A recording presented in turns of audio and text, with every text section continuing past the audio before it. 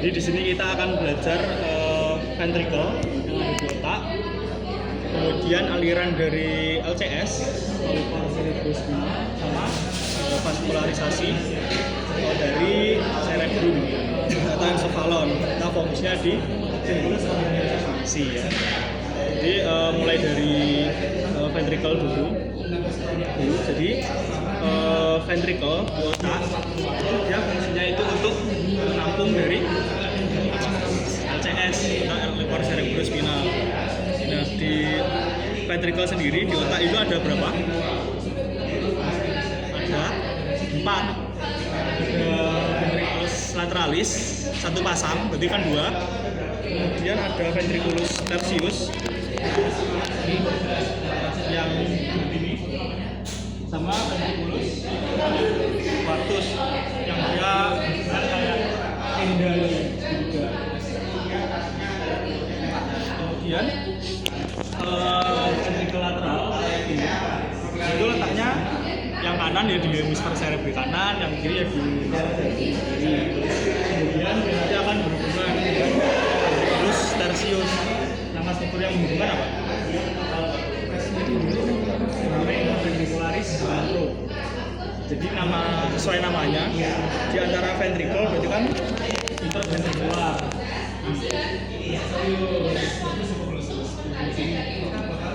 Ventricularis kemudian nanti akan ke ventriculus tertius. Kemudian dari ventriculus tertius nanti akan ke ventriculus quartus. Struktur yang menghubungkan namanya aqueductus cephalii silvici. Kemudian nanti dari ventriculus quartus dia keluar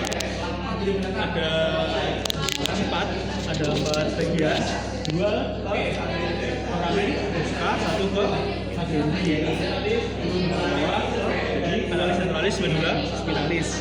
Jadi nanti kalau di preparat medula spinalis ditanya bagian tengahnya itu dia lanjutan dari apa? Baca ventriculus quartus. Jadi dia nanti jadi kanalis centralis, medula spinalis. Kemudian LCS atau lobar cerebrospinal itu dia yang produksi apa? Dia tahu?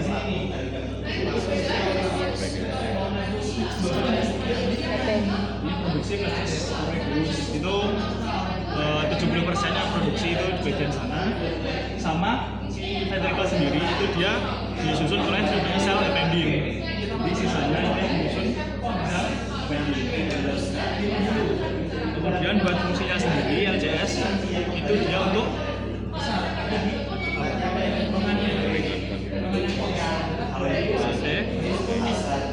terus juga fungsinya untuk sebagai mekanis pelindung.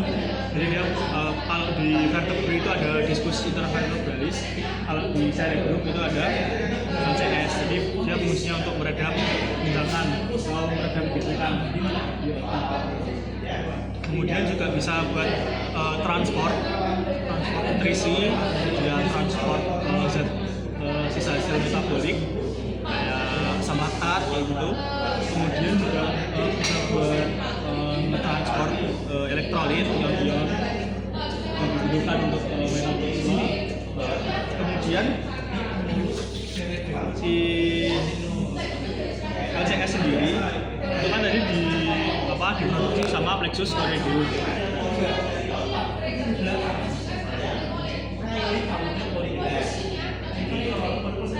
Nah, plexus coreoideum sendiri itu dia letaknya di mana? Jadi kalau kalian lihat kalau lateral itu dia ada beberapa struktur penting, ada penonjolan penting. Pertama ini di depan yang kayak tanduk itu kalau tanduk di bahasa Latin itu namanya cornu. Kita di depan ini namanya cornu anterior. Anterior itu dari sini sampai sini ini cornu anterior. Kemudian di belakang ini juga ada tanduk namanya cornu posterior. Di bawah juga ada namanya cornu inferior. Jadi kalau plexus coreoideus tadi dia letaknya paling banyak itu di bagian sini antara di cornus anterior, posterior sama anterior. Kemudian kita lanjut ke vaskularisasi dari cerebri. Jadi di bagian otak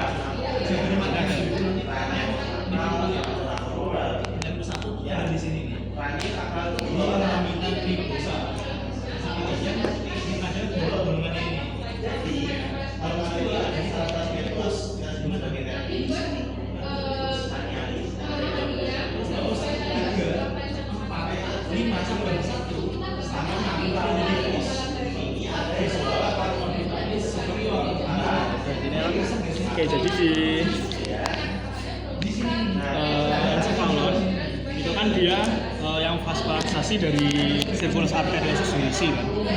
Jadi di circulus arteriosus Willisi dia itu dibentuk oleh dua sistem. Ada yang di depan sama ada yang di belakang. Kalau yang di depan jadi ke arah lobus frontalis itu dia yang menyusun sistem karotis. Jadi yang menyusun dari arteri karotis interna, sedangkan bagian yang belakang di sistem yang posterior itu dia yang menyusun namanya sistemnya itu sistem vertebrobasiler. Jadi dia dibentuk oleh arteri vertebralis sama arteri basilaris gitu. Jadi buat yang posterior dulu, yang vertebrobasiler, jadi arteri vertebralis itu kan dia cabang dari arteri dari subclavia. Jadi cabang pertama dari arteri subclavia itu adalah arteri vertebralis. Nah, nanti dari arteri vertebralis yaitu lewat di bagian lubang di tepi-tepi dari os cervix, di namanya itu foramen transversaria di sini. Nah, dia lewat itu dimulai dari segmen cervical 6, kemudian dari C6 kemudian ke C1, nanti dia muter ke belakang. Nah, nanti dia akan bertemu di dekat bagian pons, nanti dia jadi nih, jadi arteri basilar. Dia menyatu jadi arteri basilaris pontis. Nah, di arteri basilaris pontis ini dia nanti akan melekat di sulcus basilaris di sini. Nah, nanti dia akan bercabang menjadi dua. Ada banyak sih cabangnya. Cabangnya itu antara dia memvaskularisasi bagian cerebellum, nanti dia bisa jadi AICA atau anterior inferior cerebellar artery, kemudian RICA, posterior inferior cerebellar artery, kemudian dia juga akan bercabang menjadi arteri cerebri posterior di sini. Nah, nanti kita lanjut ke bagian yang sistem yang anterior, bagian dari arteri karotis interna. Jadi nanti karotis interna itu dia akan bercabang menjadi dua di bagian medialnya, berarti di bagian tengah sini, dan nanti akan bercabang menjadi arteri cerebri anterior. Sedangkan di bagian tepinya, di lateralnya sini akan menjadi arteri cerebri media. Nah, ini kalau kalian lihat di arteri cerebri anterior, dia itu berjalannya di viscera longitudinalis cerebri. Dan jadi nanti dia akan memvaskularisasi bagian otak di viscera longitudinalis cerebri. Kemudian kalau MCA atau arteri cerebri media, dia memvaskularisasi bagian lobus temporal sama parietal di sini. Oke. Kemudian tadi arteri cerebri anterior itu dia nanti ada struktur yang menghubungkan keduanya, namanya ACOM atau anterior communicating artery. Jadi dia fungsinya itu untuk anastomosis. Jadi misal ada arteri cerebri anterior bagian kanan yang dia ada oklusi atau tersumbat di sana, dia bisa lewat aliran dari bagian lainnya lewat ACOM tadi. Kemudian di bagian posterior tadi juga ada struktur yang menghubungkan, namanya posterior communicating artery. Jadi dia menghubungkan antara arteri karotis interna dengan arteri cerebri posterior. Jadi di PPT asisten itu dia ada yang salah kalau kalian lihat di PPT yang encephalon. Jadi dia ditulis kalau posterior communicating artery dia itu menghubungkan arteri cerebri media dengan arteri cerebri posterior. Jadi yang benar itu arteri cerebri posterior dengan arteri karotis interna. Nah, nama circulusnya tadi itu disebut dengan circulus arteriosus Willisi. Jadi yang termasuk dari yang enggak termasuk dari circulus arteriosus Willisi itu tadi yang MCA. Yang lainnya tadi masuk ke circulus arteriosus Willisi. Kemudian sebenarnya arteri carotis interna itu cabangnya ada banyak, ada segini ini, tapi nggak usah dihafalin. Kemudian kita belajar buat konsepnya. Jadi nanti kalau responsi itu dia dosen itu dia sering nanya vaskularisasi itu dari otak. Jadi nanti ada beberapa rat otak, ditunjuk bagian sini divaskularisasi sama arteri apa, bagian sini divaskularisasi sama arteri apa. Nah, itu kalian harus tahu. Tadi aku udah jelasin kalau di bagian visura longitudinalis cerebri itu dia divaskularisasi sama arteri cerebri anterior, tapi dia nggak semua, hanya 2/3.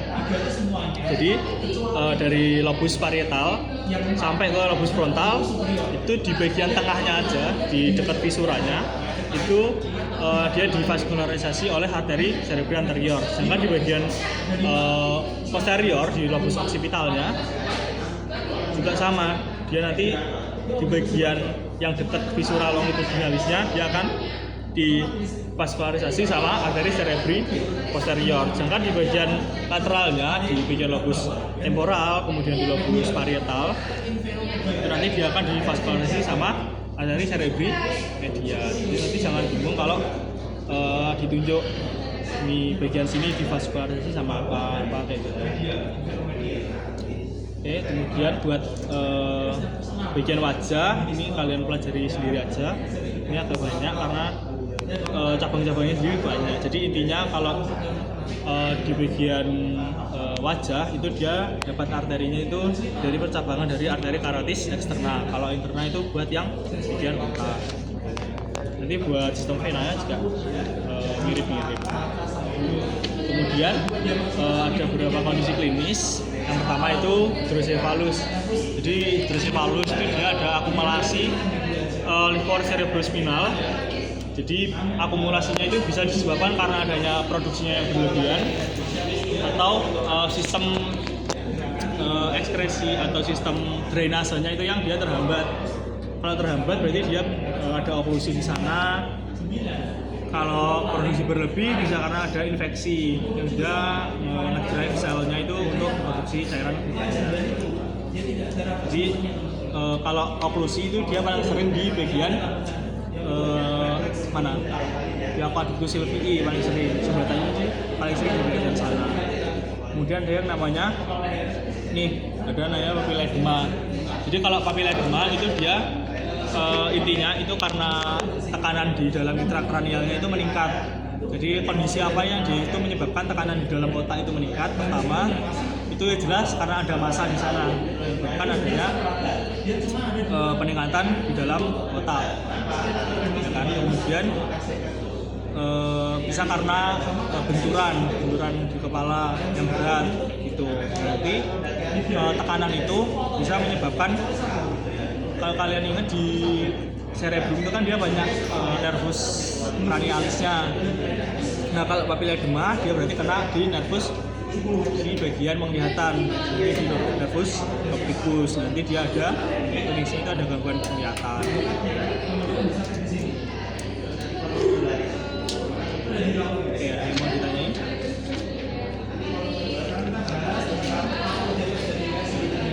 Sebenarnya gampang. Kalian coba hafalin ini aja apa aliran RCS kemudian ventricle yang menghubungkan apa, kemudian sama ini cerebellus arteriosus bilisi ini kalian harus di luar kepala ya buat cabang-cabangnya, sama bagian-bagiannya yang divaskularisasi itu bagian mana.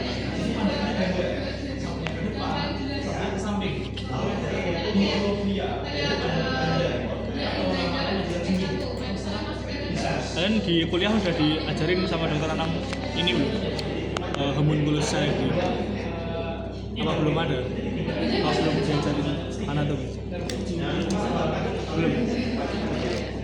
Jadi nanti sebenarnya ini berkaitan sama ini. Namanya itu homunculus cerebri. Jadi kalau otak itu kita potong secara koronal, itu dia di bagian otak. Nah kayak gini nih, dia kalau dipotong nanti gambarnya kayak gini. Jadi kalau homunculus cerebri itu nanti kita fokusnya di bagian cortex somatosensorik primer sama cortex motorik primer.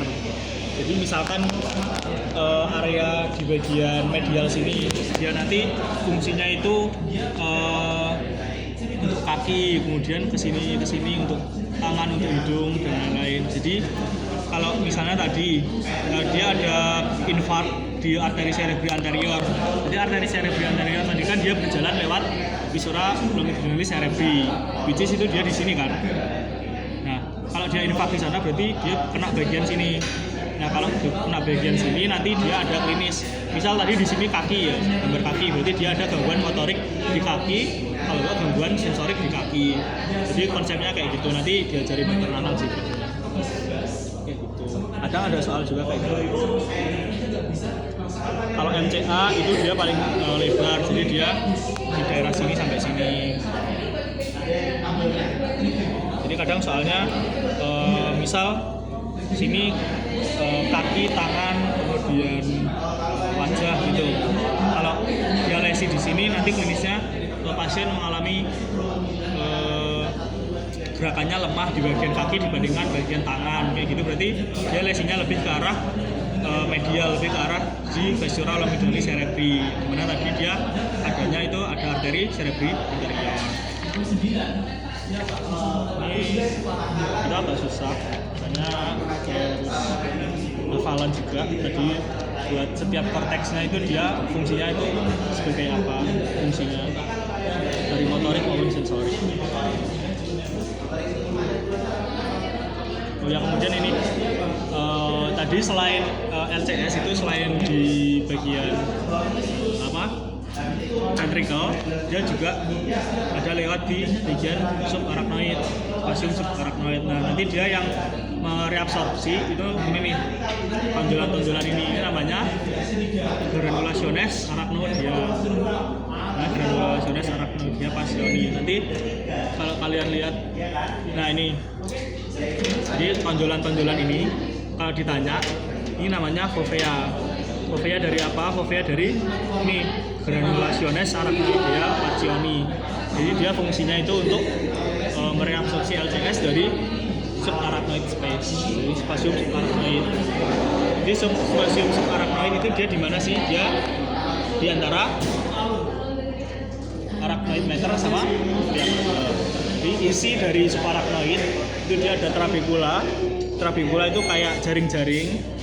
Kemudian ada LCS-nya.